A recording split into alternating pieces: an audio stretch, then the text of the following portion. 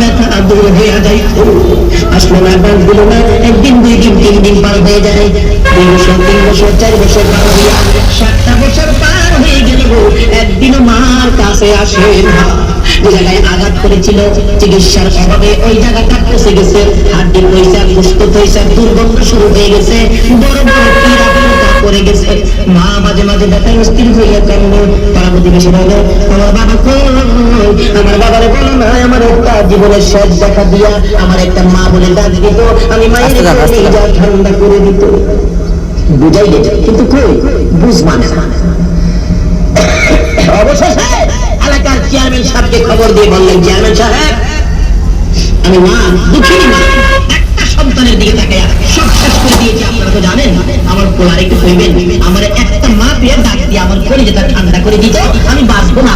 সমস্ত শরীর পচে গেছে, দুর্গন্ধে মানুষ ঘরের কাছে আসে না। দরজা কিনে বসে বসে মানুষ দেখে ডাকতে, মানুষ আসে না। আচ্ছা কি করবো? আপনি কি বলবেন? চেয়ারম্যান সাহেব কয়, ঠিক আছে।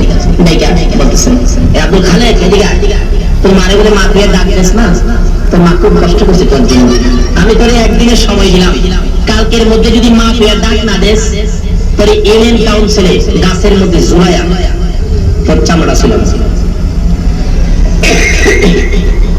খালেক কই, মা বুঝি বিচার দিছে আমার চামড়া ছিলাইবেন? কালকে আজকে রাত্রে তো আমি মা রে রাখতাম না। জি জি, মেজাজ গরম, বাড়িতে যাই না। রাত্রে 10টা বাজে, 11টা বাজে বাড়িতে যায় না, 12টা বাজে যায় না, 1টা বাজে বাড়ির দিকে রওনা হয়েছে। বলুন, একটাই হোক আর 2টাই হোক, সন্তান বাড়িতে না আসা পর্যন্ত কে দরজা খোলা রাখে? আর যদি বলেন না, কে? দুঃখিনী মা, সন্তান তো কোনদিন মা বলে ডাক দেয় না, মার খোঁজ খবর নেয় না, তারপরেও মা দাঁড়াইতে পারে না, দরজাটা খুইলা বৈশা রয়েছে।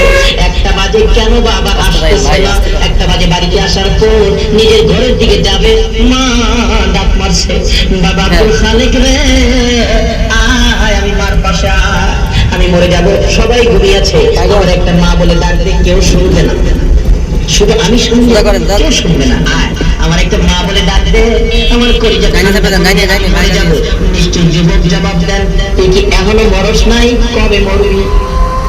বিচার দিছস আমাদের মায়ের খাওয়াইতি? মা বলেন, মা মায়ের খাওয়ানোর জন্য নয়, একটা মা ডাক শোনার জন্য আমার সকল ব্যথা দূর হয়ে যাবে, আয় আমার পাশে আয়। আসতেছে সন্তান মায়ের পাশে, মা ভাবতেছেন আমাকে বুঝি মা বলে ডাক দিবে। একটা দরজার পাট খোলা ছিল, মা 2টা দরজা দিতে পারে না, পচা গুস্ত কোমর ওই দিক হাত দিয়ে বসে পোকা পড়ে গেছে।